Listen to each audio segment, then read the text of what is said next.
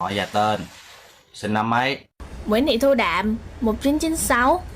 Rõ ràng lắm. Nguyễn Thị Thu Đạm. Thu Đạm là tham. Im.